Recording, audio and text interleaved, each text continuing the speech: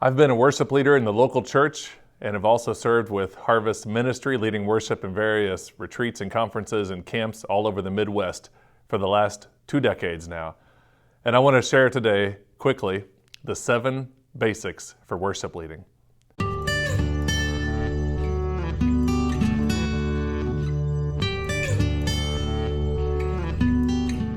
My name is Tim Price, and I lead in our church in Troy, Illinois, and I also serve as the director for Harvest Ministry, and as part of that, write and do a podcast for the worshipleadertoolbox.com. Would love to have you join me there. I want to jump into these 7 things and just encourage you in your worship ministry and anybody who may be thinking about the basics. Here's the first one: a heart for God. Every worship leader must have a heart for worshiping God. Musical ability is definitely an asset. It's mostly needed, but without a desire to love and serve God, there is no worship leadership. You are just playing music or doing your part. And so each person in a worship band or a worship ministry, especially the person named the leader, needs to have a heart for God and the work of the church as a worshiping church and congregation. That's number 1. Number 2 is a heart for the church. You must believe in the mission of the church to reach people, to invite believers to worship and non-believers to experience the joy of God's presence. Worship leaders need to believe in their church and to enjoy it, to enjoy the people, and to enjoy and support the pastor. A heart for the church allows a worship leader to fully engage in ministry there and not be looking and wondering what else there might be. It's God's church, and we must serve faithfully. With a love and a servant's heart, we help lead it. So we have a heart for God, a heart for the church, and number 3, we have a heart for the mission. We must have a heart for the particular place where our congregation is with us serving together. We must love our community and the region and the people.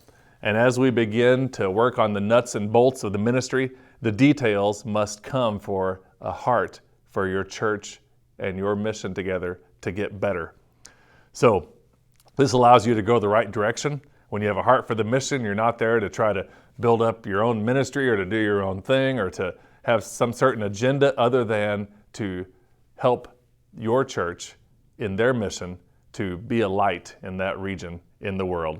We have to be patient and humble as we seek and discover the mission together and then work to accomplish it. Number 4, basics of worship leading, is to grow in gifts and skills.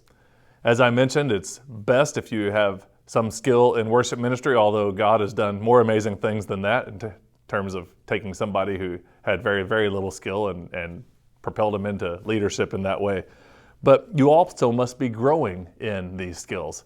And so if you are feeling called to be a worship leader, or you already are a worship leader, then music and art skills are part of the picture. You have to have some of these in order to develop the teams that you're leading. You have to be able to be willing to be teachable. Every musician can grow and learn something new. And additionally, you need to grow in other skills needed for leading effectively in the local church. And that might mean just your organizational skills or your time management skills or your ability to work and lead people, lead meetings, and accomplish things together as you move forward. The 5th thing is worship leadership requires believing in the development of a team. You must understand that you could probably get up there and do it on your own, but even when you're up there on your own, quote unquote, you still have somebody in the back supporting it. You have somebody there helping with sound or production or some other aspect of your ministry. Every aspect of worship leadership requires a team, and you need to believe in the idea of developing people around you, developing people who can do it better than you at some point, giving people opportunity, giving away leadership, and helping others become part of your team. Always asking the question, how can I involve others? Develop entry points for people to engage and involve the next generation along with you in some way. One of the roles of the worship leader for the church is to help the congregation members use their gifts to lead in worship and to experience God's presence through worship. And that means in some ways plucking people and recruiting people from the pews to actually serve and use their gifts, whether it's music or art or production. But it also means helping to build the worshiping culture of your church in terms of getting them to sing or inviting them to be more active and alive in outward expression of worship. And so that's what we need to do, is we need to believe in building a team. Here is the sixth aspect in the basics of worship leading, and that is faithful to the process. You need to stay faithful to the process to which God has called you, serving through prayer and preparation and planning, and it's the job of the worship leader to help prepare the church. It might mean that you need to initiate meetings with a pastor to begin planning and arranging Sunday. You might need to do work to involve people and get people connected. But either way, do your best work while you're there. Don't wait for the next opportunity to do your best work. As we've mentioned a couple times during the last couple days in the conference we've been hosting, the grass isn't greener on the other side. The grass is greener where you water it. Be faithful to work hard 100% where you are right now. You are serving the best church, and you want to stick with that. Of course, God leads us and moves us and calls us and puts us where we need to be. Always be open to that. But until you hear from the Lord, do your best work right where you are right now. And number 7, in the basics of worship leading, you must continually be working on the practical side of the ministry.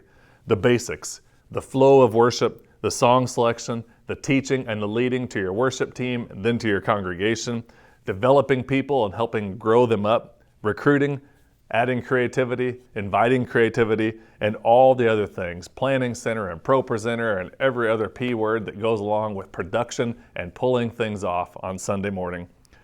These things will come as you continue to serve, but you also need to develop. Excel in the practical components. Respond to text messages. I'm speaking to myself on that one. Respond to emails. Connect with your people. Send reminders with plenty of advance notice. Make sure you're planned ahead. All the little pieces that need to go in. Every week you have an opportunity to lead and to serve and evaluate it and then improve it. You're going to spend a lot of time both in your ministry and working on your ministry. And so these are the 7 basic things, if I could share them again. Worship leaders need a heart for God, a heart for the church, a heart for the mission, growing in gifts and skills, believe in the development of a team, faithfulness in the process, and to excel in practical components. As we do those things, I'm sure that you're going to find that you're going to be in an effective ministry that continues to grow, continues to reach people, and continues to make a difference in other people's lives.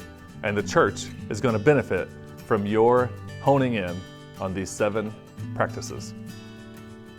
Thanks for watching.